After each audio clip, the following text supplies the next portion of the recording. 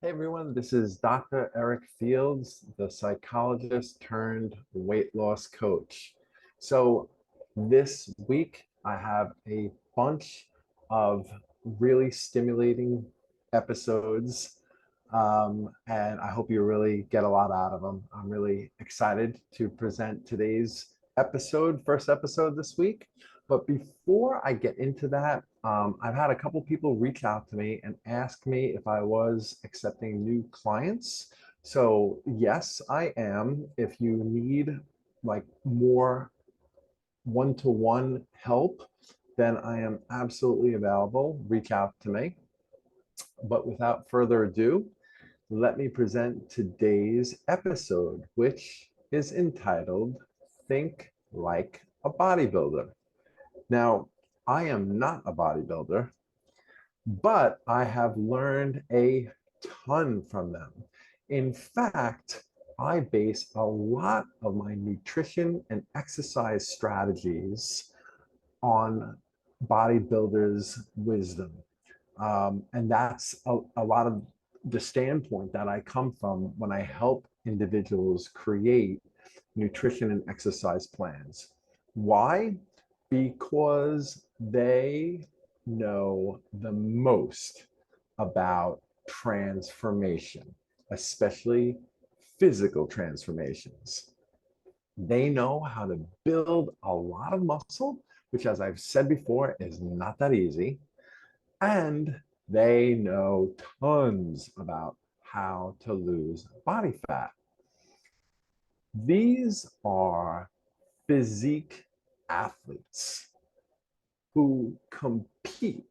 They're in competitions, and the competition is solely about who looks the best from a muscular standpoint. And really, it's about people at the highest echelons of attaining peak physical transformation. So that's why I follow them. Now, aside from learning tons of nutrition and exercise strategies from bodybuilders, what I have learned even more from them is how to adopt their mindset specifically when it comes to food. So here's the thing, folks. We all have struggled with a food dependency issue. And what that basically means is we historically have used food inappropriately. We've used it to deal with stress. We've used it to deal with social difficulties. If we get into a fight with our spouse, or if we get into a fight with one of our friends, we run to food. We use it to deal with just uncomfortable states like boredom or anxiety or depression or anger, et cetera, et cetera, et cetera.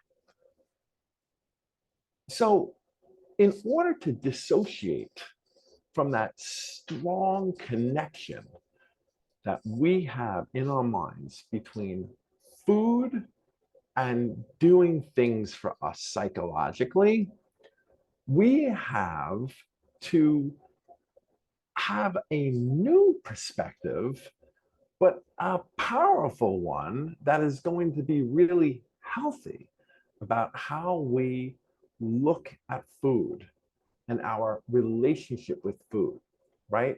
So if we're looking at food and trying to say, like, well, I need to look at food like it's just here for my survival, that's just not that sexy. It's not that powerful, right? Food has done so much for us psychologically. To break that association, you're going to have to come up with something really powerful. And trying to just look at food for your survival is not going to cut it. Now, looking at food as a delicious meal that can be satisfying is good. That's fine, but that's still not powerful enough. And we don't want to get so obsessed about how good food tastes, because then we start going down a different path, and that's not really healthy. We don't want to be these kinds of compulsive overeaters that just want, the good food taste as much as we can get it, as often as we can get it. That's not good either. That's another function that food serves for some of us, right? Of course, that also helps us distract us from our issues and everything else. So it is a psychological thing again. But even if it weren't, just trying to have this perspective that food is just there because it tastes good is not powerful enough. So it's there for our survival. It's there to please our taste buds. That's not going to compete. It's not good enough. So what I am proposing today is that you look at food the way bodybuilders look at food, and that is, what can this do for my physique? How can this move me towards my physical transformation goals? Because that is how bodybuilders look at food. Whether they are trying to build muscle or whether they are trying to lose body fat, they are masters at both of those goals. There are phases where bodybuilders are just focused on trying to get as big as they can and build as much muscle as they can. And very often that requires them to be in a caloric surplus, which basically means taking in more calories than their maintenance level, what their body needs at that moment in time. And then they are sometimes in what's called a cutting phase, where they're trying to strip as much body fat away from them as possible. And ideally, they are in a caloric deficit during those times, which means they are taking in less calories than their body's maintenance level. Okay? Regardless of what phase they're in, or some hybrid of the two, they are always looking at food as, what can it do for me? And not just as fuel, because that's not so sexy either. That's not such a powerful thing either. Like, I need food because I need fuel. Well, your car needs gas because it needs fuel too. Right? It's very basic. No, no, no, no. They're looking at food at a very different level. Like, I want to consume the most quality food that I can, that's really going to build my muscles during this bulking or muscle building phase that I'm in. Or I'm looking at this food because it's really super high quality, but there's not a lot of calories in it. And so therefore, it's going to help me with my fat loss goals and preserve my muscle, because I don't want to lose muscle when I'm losing weight. I just want the weight to be body fat and not muscle too. So, and that is not an easy goal to achieve, to hold on to as much muscle as you can and ideally not lose any of it and only lose body fat while being in an aggressive deficit. If you're in a moderate deficit, it's much easier to do, but quite often bodybuilders will go into this cutting phase only a couple months before a competition, and they will drop, like, if they're a heavyweight, if they're a really, big bodybuilder, they could, drop like 30 or 40 pounds in 3 or 4 months, or at least, 20 or more. And, that's an aggressive deficit. And when you're in an aggressive caloric deficit, a lot of times you're going to lose muscle along with fat, but they don't, because the quality of their nutrition and their eating practices is so on point. It's so healthy. It's so ideal that they figured out how to do this. And this is kind of a side note here. This is why you don't want to crash diet.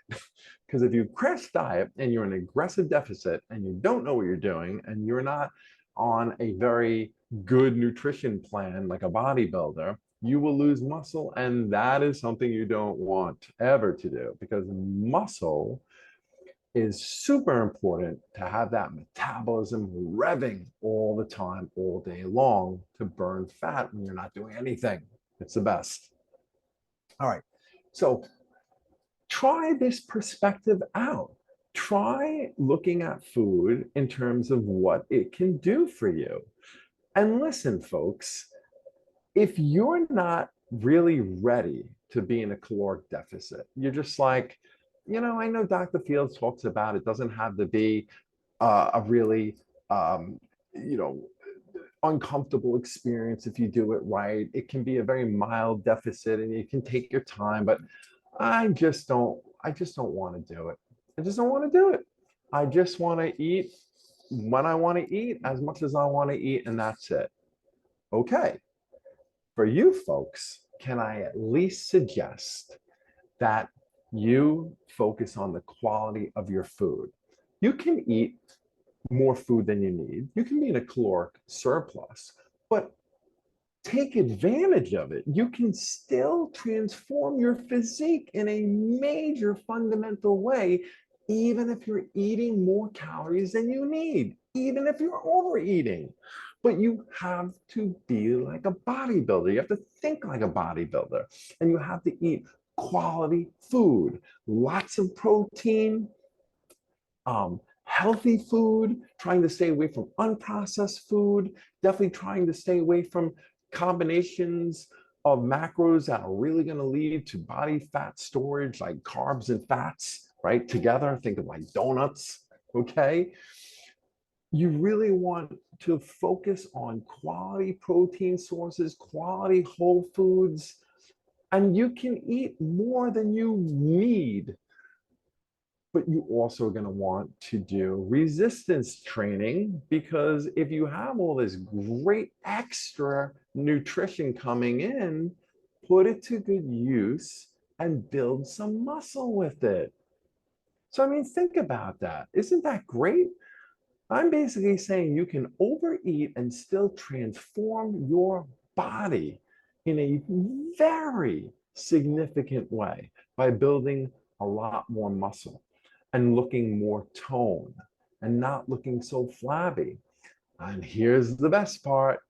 When you are ready to go into a caloric deficit to lose body fat, now that you've built some real muscle, your metabolism is going to be racing.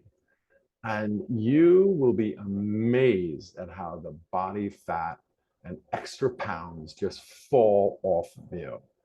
In fact, I would advise a lot of you to try this who have a sluggish metabolism from all the crash dieting that you've done. And again, for the ladies, don't worry about getting too bulky. Building muscle is not that easy. You certainly are not going to wake up one day and be like, oh my gosh, look at these giant arms. I can't believe this. I went way too far. That's never going to happen. Just like it will never happen when all of a sudden you wake up one day and you're like, holy cow, I lost 50 pounds.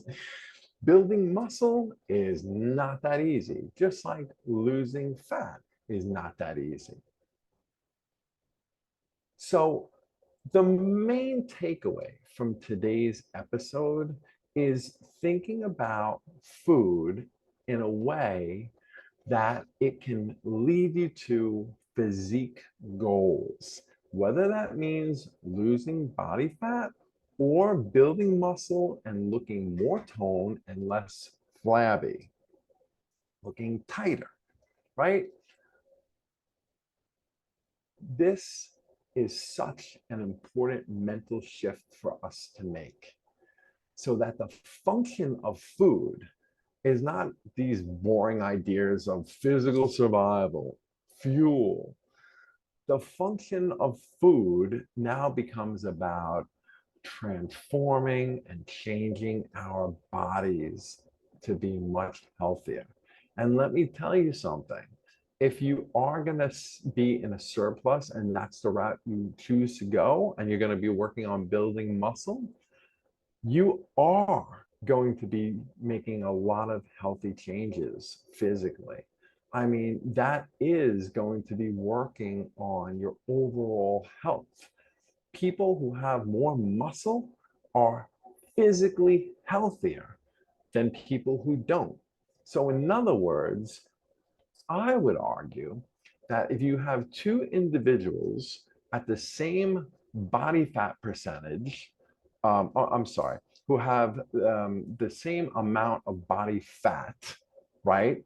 The same amount of body fat in terms of pounds of body fat, but one has a lot more muscle on them, that person would be healthier because their body fat percentage is less. So even though both people are carrying around the same amount in terms of pounds of body fat, the one person with more muscle, the percentage of body fat is actually less. And them having more muscle, they are healthier physically than the other person. This is Dr. Fields. I will have a new episode tomorrow. I'll have more to say about this topic that I talked about today at another time. Wish all you guys the best success on your weight loss journeys.